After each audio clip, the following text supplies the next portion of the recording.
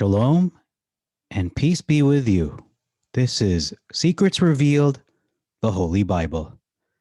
Today we're looking at Numbers chapter 11, 35 verses in this chapter. We see verse 1, murmured sinfully versus complained. They add displeased Yah. A part of the camp was devoured versus in the uttermost parts of the camp. We see here verse 3, burning versus tabera. This is a translation. We have an omission in verse 4. They lusted exceedingly, and they and the children of Israel was also omitted, meaning they most likely negatively influenced Israel. Who are they? That's an interesting thought. They and the children of Israel sat down. So we're looking at the people murmured. So this is talking about antagonists. I believe these are the people leading this rebellion. They are the ringleaders, you could say, in verse 4. So, verses, and the children of Israel also wept again.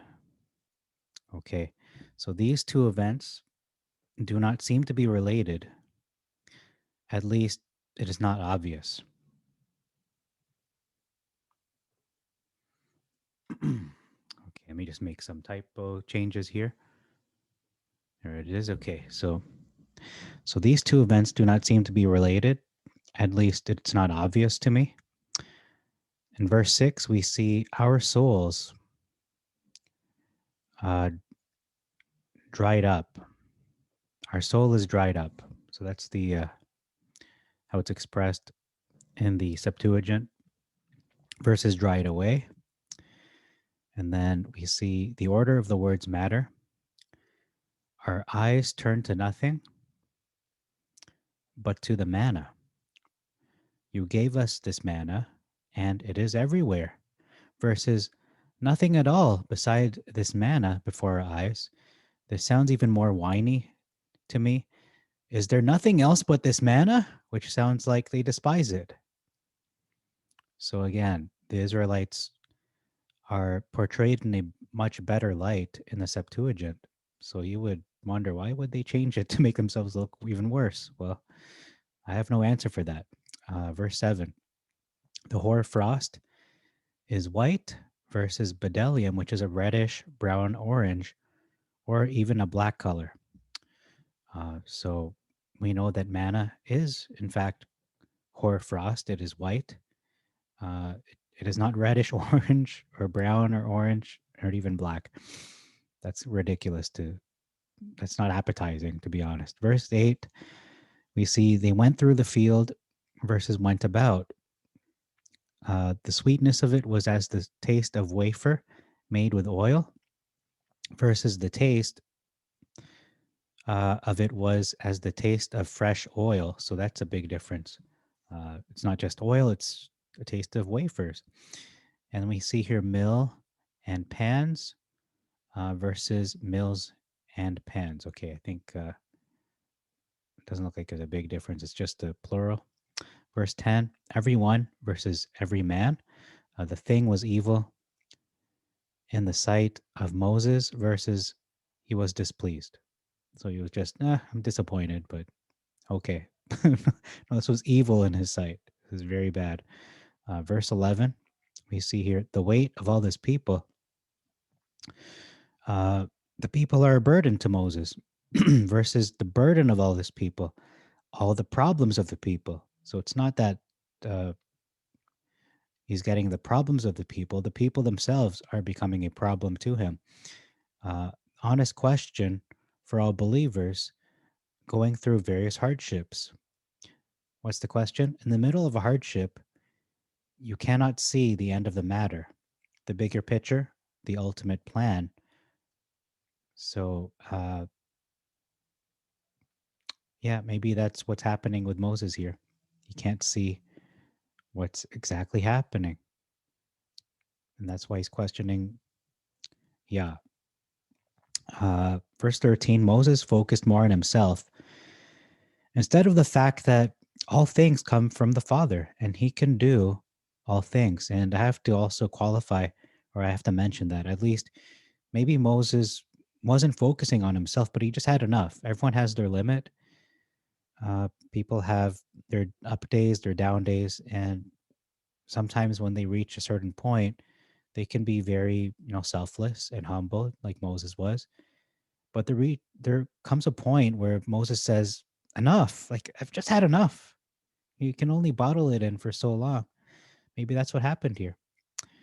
Okay. Again, Moses, in this instance, he did focus on himself instead of the fact that all things come from the Father. He can do all things, but to be honest, we all do this. We can say, "Where is the job that I need?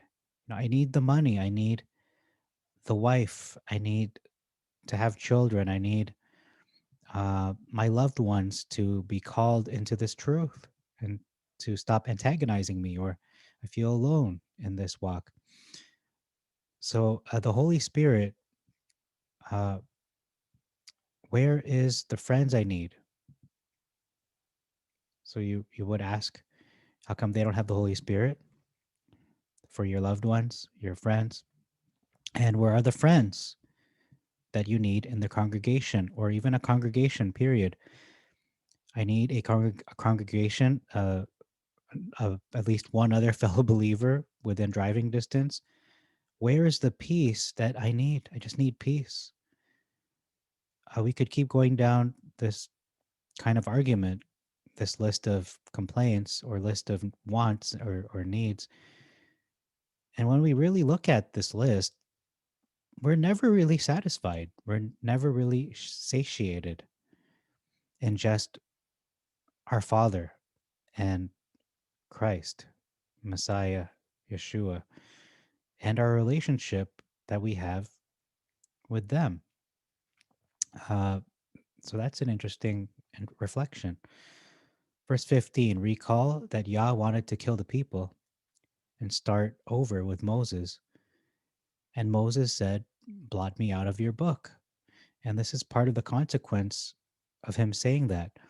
The father had wisdom of wanting to kill the people initially, but now that Moses had interceded in the past, well, Moses, it's your problem now, Moses. You interceded for them. Now you are responsible for them in some ways, not saying completely, but in a way because he was involved in that intercession. And now he has to be responsible for his own words and actions that he took when he interceded for them.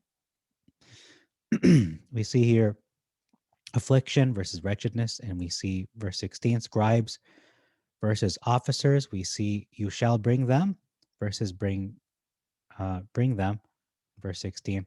Verse 17, you shall not bear them alone, bear the people. So this is Yah encouraging Moses here. You're not going to bear them alone. He could probably see it was weighing heavy on him in terms of responsibility and stress and a lot of things. Versus, you bear not yourself alone. Bear it, referring to the people. Uh, okay. And verse 18, purify versus sanctify. And you have wept before Yah versus in the ears of Yah. Yah shall allow you to eat flesh versus Yah will give you flesh.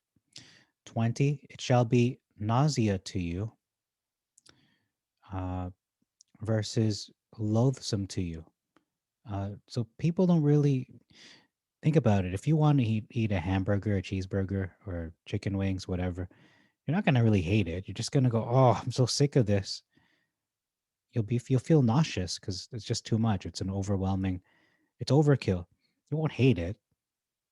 So I believe the Septuagint again is very right in this translation. You can get sick of food, yeah, but you don't really hate food. I hate this food that I love. What doesn't make any sense? I love chicken wings. Oh, I hate chicken wings now. No, you're sick of it. You've had your fill. And then we see your disobeyed Yah versus despised Yah.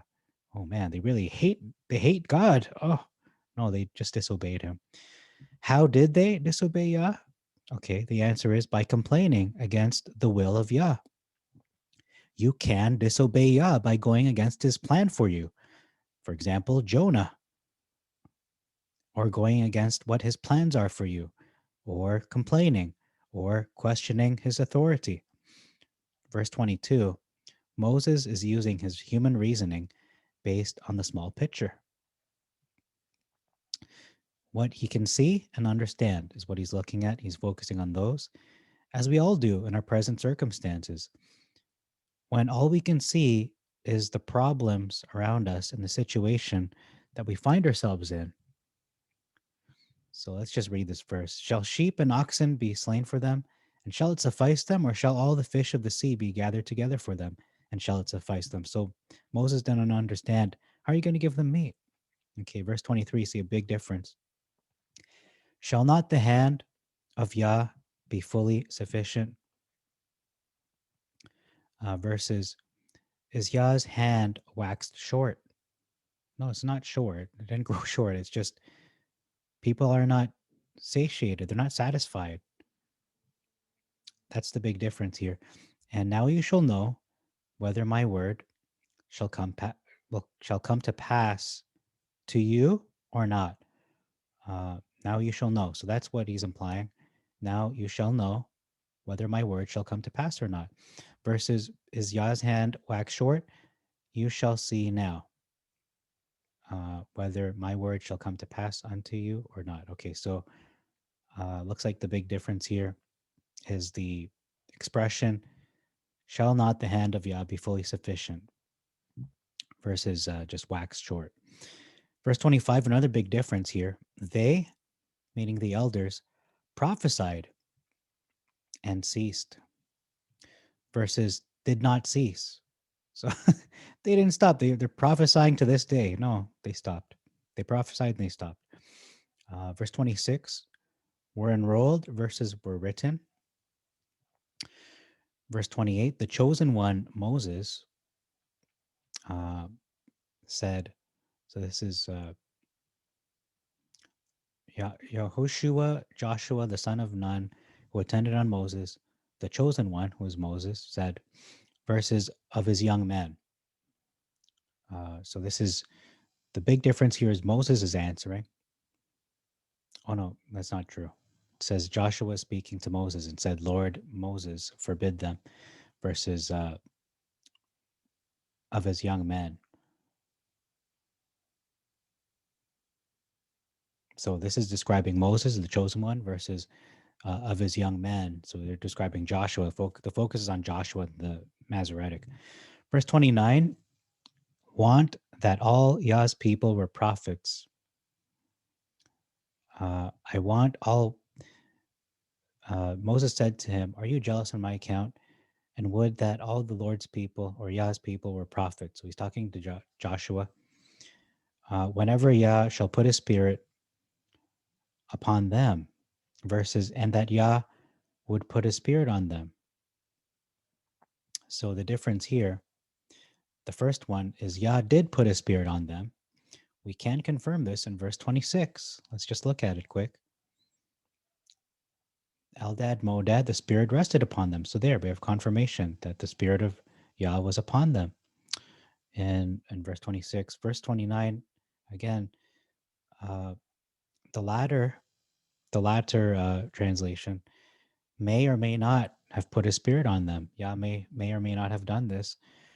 It does not address the narrative, the present situation in the Masoretic text. Okay.